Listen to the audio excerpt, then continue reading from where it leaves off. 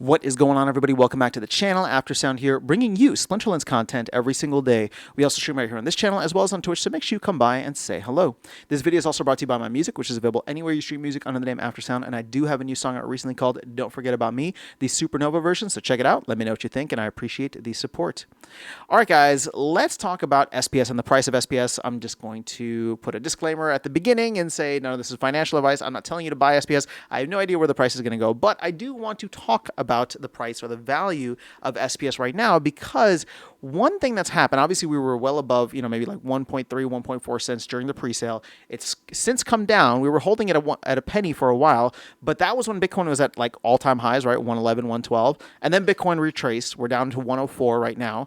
And SPS kind of followed that. But the other thing that I think we may not be thinking about that happened in this same time frame is the fact that for that first full season after Conclave Arcana released, we had the Wild Season permit waived for all accounts that wanted to participate in Wild, which meant if there were accounts there that wanted to come in and farm SPS, they could do that, and they could potentially be a source of the downward pressure, the sell pressure on SPS, especially if they were coming in and just wanted to dump everything as quickly as possible. Now, obviously, they came in, right?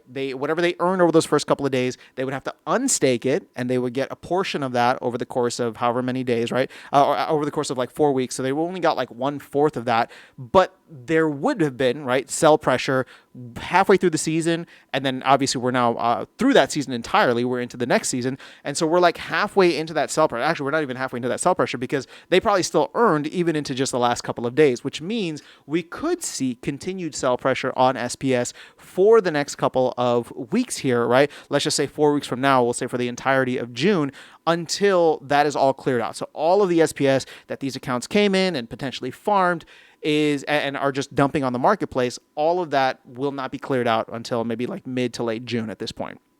So to back that up, I just want to take a look here at the data and see how significant it was, because you can very clearly see it first in like the number of accounts. If we just look over the last 30 days, right? So we were in like the 3,000 to 4,000 daily active player range. That jumped up into like the 5,500 range for this kind of 15-day stretch, right? This is over the last 30 days, and you can see where it jumped up. And then even more so, you can see it in the battles here. And I'm going to get rid of everything except for wild format, and boom, right? We were doing what, 22,000 battles a day. That jumped up to 55,000 on some days, right? High 40s, mid 50s, all the way around that. And now, only now, over these last couple of days, June 1st here, you can see that we are back down into like the mid 20 range. So all of this could be leading to a significant amount of sell pressure. Now, how much were those bots earning? How much were those, I shouldn't even say bots, but how much were those accounts earning? How much SPS are we expecting to be dumped on the marketplace?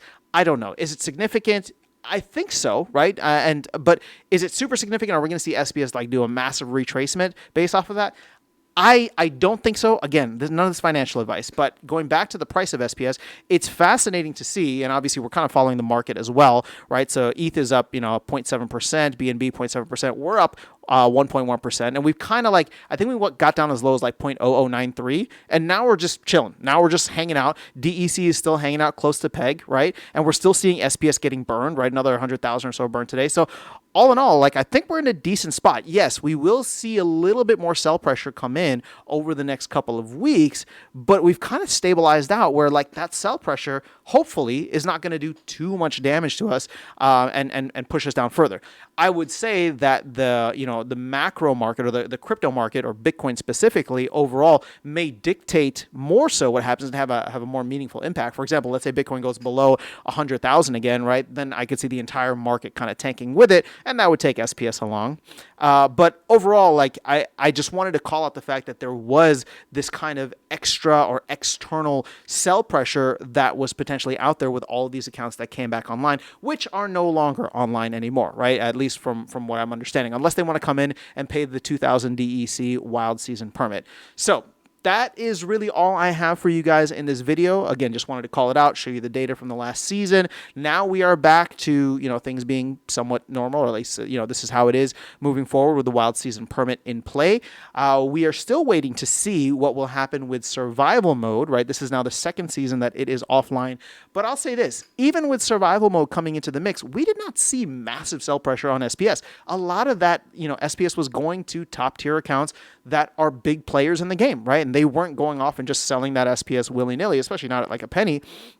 And so to me, I think I'm not as worried about, the kind of like reemergence of survival mode when that comes in, whether it's from the team, whether it's from the DAO, right? I think if anything, whatever survival mode 2.0 looks like, hopefully we'll have even more safeguards in place and have even more incentive for people to participate in it one way or another, right? And then hopefully we'll get, revival potions and all this other stuff, which will lead to more land resources, which will lead to more, LP usage, which will lead to more DEC getting burned, and ultimately we end up in a great spot. But that is all I have for you guys in this video. Let me know your thoughts in the comments below. Otherwise, I'll catch you all in the next one and see you around the game. Take care.